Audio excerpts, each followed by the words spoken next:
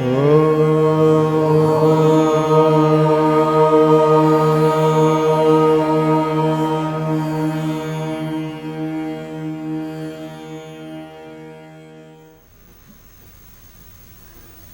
if you have a master key, you can open any lock, any scripture. Yoga is that master key. Because in the name of yoga, we give you the basic principles.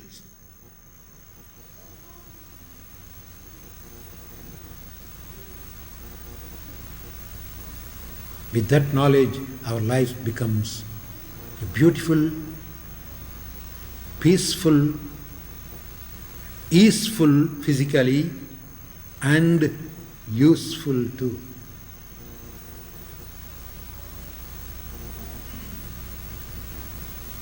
And don't again say, oh, it's too much for me. I am just an ordinary mortal. You just put yourself down. No, that's all possible only to a Moses or Jesus or Buddha. They were born. That is the worst sin they'll be committing. Putting yourself too low. Self-destruction. Stand up and say, I am the image of God. Aham Brahmasmi, Analhag. I am that, I am. I am my Father. I and my Father, one and the same. Maybe I have just forgotten. I fell down, made myself a little dirty. Let me clean it.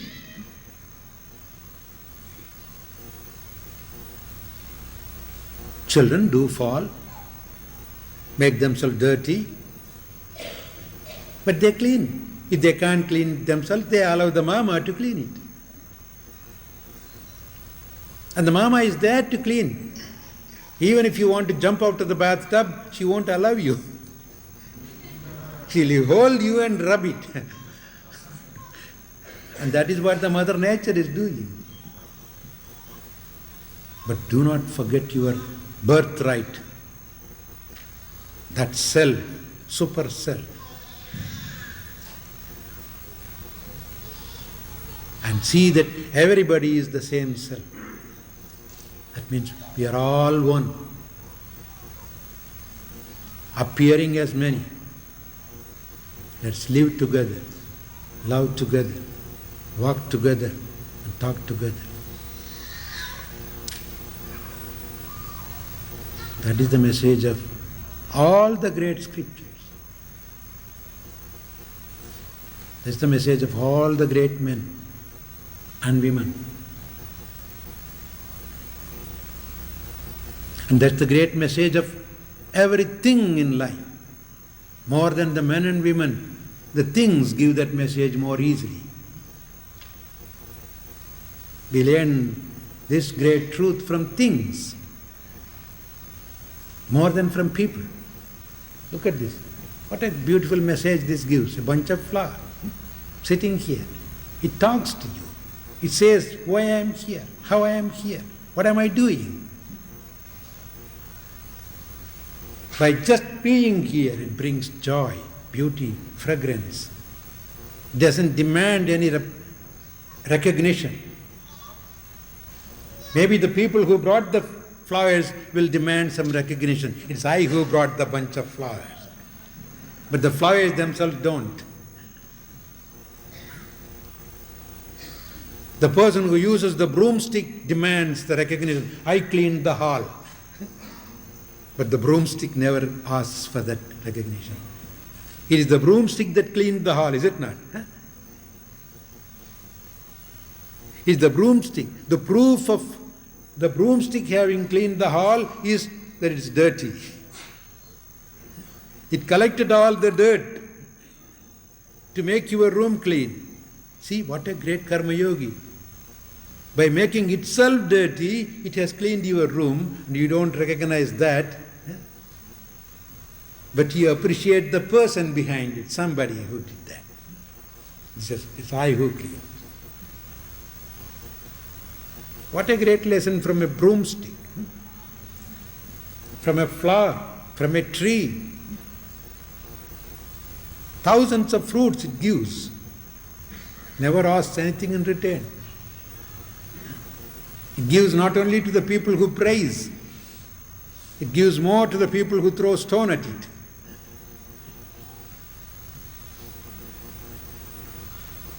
I can keep on giving you examples. There's no end. Until maybe one or two left in the hall. And probably they too might be waiting to take away those things. That's what once a big learned scholar went and started giving a lecture, and gradually it was a big philosophical talk. And you know, philosophy means neither the speaker nor the listener understands.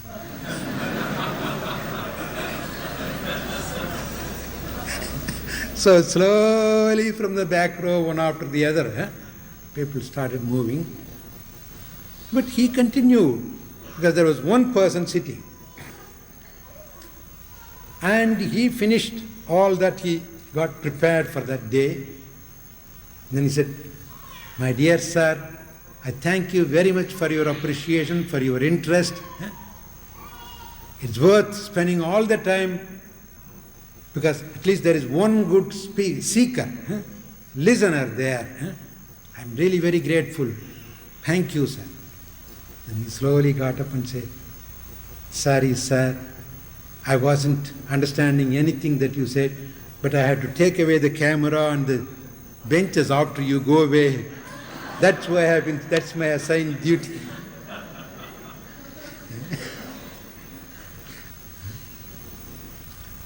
So I really don't want to take you to that length and give you that problem. If I have already exceeded my time, it might be probably due to your own fault.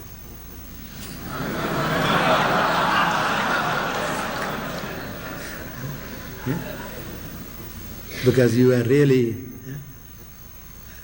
inspiring me so much by your attentiveness, by your eager faces, by your response. It's a joy to talk to such people who respond. Because without that, what are we going to do? Why are we? That as usual, I don't come with any prepared talk. I just come, see you all, and what you inspire me to say, I say. So whatever I said belonged to you, due to your inspiration. And if I said more than enough, that's again your over-inspiration.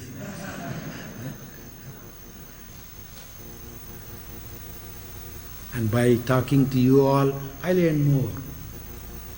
Many a times, ideas flow out. As you might be surprised or appreciating, I do myself.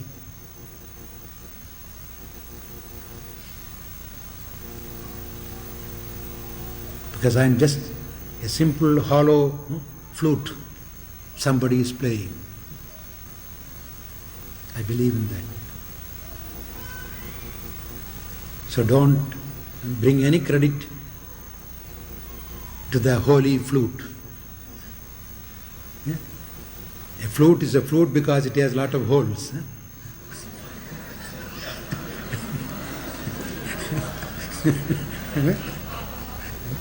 That's why you call it a holy musical instrument.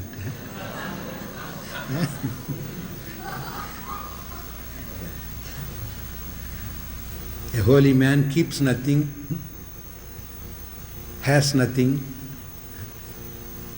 Whatever is blown through passes out.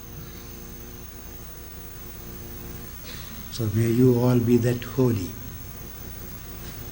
May you all Live in that spirit of dedication, spirit of renunciation. Wherever you are, whatever you are, give, give and give. Don't expect anything in return. It will come. If you are fit, nobody can stop that reward from coming to you.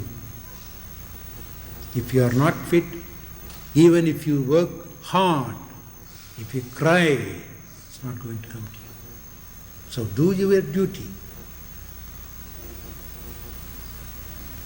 What is due to you will come to you. You don't run after the fruits. Let them run after you. That is the nature's law. The rivers run after the sea because the sea doesn't invite the rivers. It's just there, contented. It's doing its duty. What is its duty? Exposing itself to that sun, allowing itself to get evaporated. So when the evaporated water goes up, forms into clouds, goes over the mountains, pours down, and the drops knew where they came from originally. So they want to go back to the mother's home. They run after. It's a cycle. So just be contented. Stop running after things. Stop these competitions. There is another complete insanity everywhere. Constantly we see the other person and say, I must be like that, I must be like that. If somebody plays a beautiful harp, you should also play the same harp. You don't want to play the drum. You are made unique way, in a unique way to perform something unique. Nobody else can do that. God has never duplicated anybody. Do your swadharma in a unique way. Be satisfied with that. But in our life we always see, we want to compete with somebody. If that person is an engineer, I must be an engineer. If she flies, I must fly. You bring out your own unique trait. Allow the world to use it. Then you are doing your duty and you are just contented with what you are. Don't always look there and he is there high. Why should I be this low? Thank God all those bricks do not think that way. If the bricks look up at the other bricks and they come out to go up, everything will come down. There are still more great Karma Yoga bricks under the ground, not even seen. It is because of the unseen bricks, the seen bricks are standing. To whom you will give the real credit? Not to the seeing beautiful. The real credit goes to the foundation stones. They are hidden. They don't want even the recognition. They are just doing their duty. Every pin is important. Not only the steering wheel that drives the car, even a small bolt on the wheel is equally important. So you be where you are, what you are. Do your job well.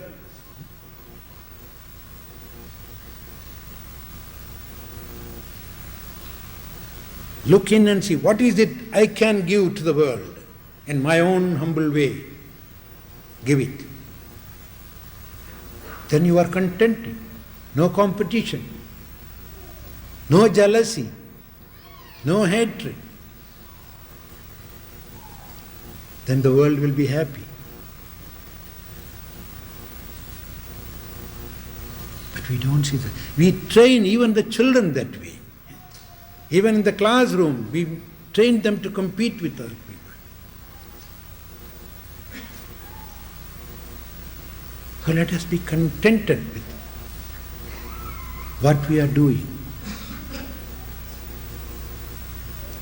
It may be a little difficult to understand. People think, oh, a poor man should be a poor man, a rich man should be a rich man. Who is rich and who is poor? Let me ask. Is it because a man has a few millions in the bank or living in a big palace, he is rich, and the man in a small hut is poor? No.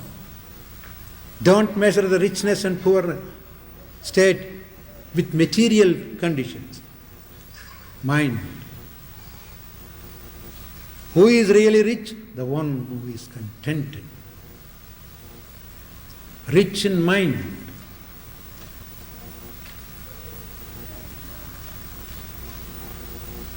Years before, I was just walking along in a highway in the Madras city.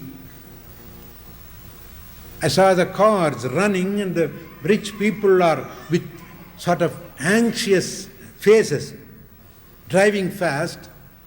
And on the pavement, I saw a rickshaw man, a poor man who just pulls his rickshaw for 5 rupees a day.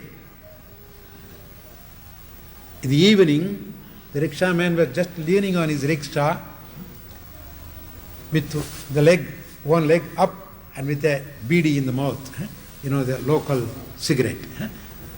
And he looked like a royal prince. I stood there and watched him. My gosh, what a great contentment, what a great joy his face has. So I just wanted to feel him a little and say, hey, can you come? I want to go somewhere. Indikistad Swami. What does it mean? I have pulled the rickshaw for today. I have earned enough for today. Say, I must go in a hurry, I can pay you more. Oh, I don't need. There is another fellow who hasn't still gotten his day's money. You can go there and get pulled. I even I tempted him that I will pay more. He said, no, that's enough. I have pulled for the day. Whereas the man who was running in Cadillacs and Oldsmobiles, going there, rushing to get a few more dollars. Who is rich? Tell me.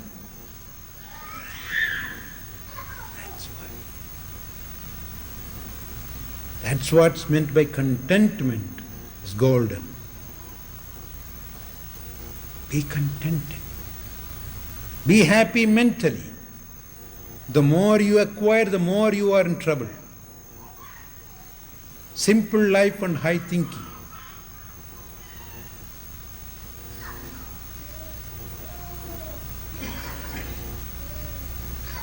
Attach yourself to that peace. Don't allow your attachment to run after anything else. Peace is God in you. Don't reject that God and look for some God somewhere out. And the peace can be obtained only by detaching your selfish interest in everything else, completely free from that bondage. That means the peace wants complete awareness, not distracted or divided.